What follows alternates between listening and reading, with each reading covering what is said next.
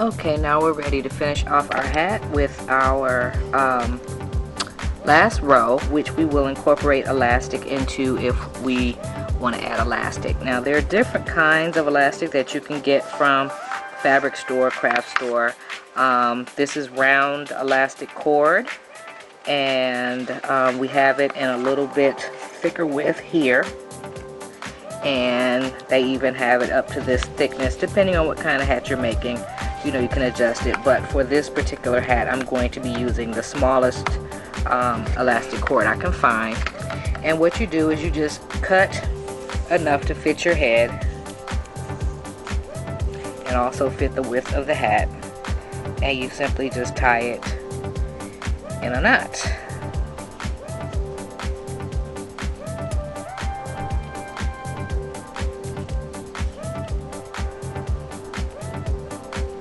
It'll pull a little bit. I like to pull it as close as I can to the ends without it coming loose. And also another trick, came loose. Another trick that I use is on other hats that I have, or hats that will get a lot of wear, I take a little bit of fabric glue and I dab it on the elastic and I let it dry. There we go. I dab it on the elastic and I let it dry, and then that way you'll be assured that your knot won't come loose very easily. I'm going to cut this down a little bit. Okay, now what we're going to do is, like I said, we're on the very last row of our hat, and I've joined my next color.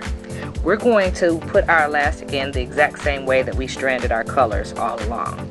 Alright, now the temptation would be to put the knot in the very back. Do not do that because it'll create a little bulky area. I move it over to the side a little bit, and I just hold it down here, and in the same manner in which we stranded our string, we are going to strand in our elastic.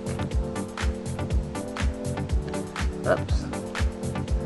Oh, I didn't hold it under there. That's the problem. Okay, here we go. You hold it under there just like the string that you want to incorporate in, and again you go and make sure that it's on top of your hook. Pull through the loop and catch it in there. Yarn over and take it through. So now that it's attached, it should be easier. And we'll just do this in the same manner that we did our other stranding all the way around the hat until we're finished. And your elastic will be incorporated into your hat, and it just makes it a little bit easier. In some cases, hats stretch out over a long time or a period of wear and tear. If you put the elastic in, it just makes sure that, you know, that won't happen to you as fast. Okay, so I'm going to finish off this hat, and basically that's the end of this crochet tutorial. I'll put up a few more pictures of what the completed hat looks like, and I hope that this tutorial has been helpful. Alright, thanks a lot. Bye-bye. There's one last step at the very end of your hat. All you have to do is, when you do your slip stitch, in order to close it off, pull up a bigger loop, and then you cut your string here. Now you just pull the end of the string through that, and it turns into a little knot there. Alright, and then the only other thing you need to do is take a weaving needle or another hook or whatever and just strand or weave this tail into the back of the hat. And basically we're finished. We have our little beret here.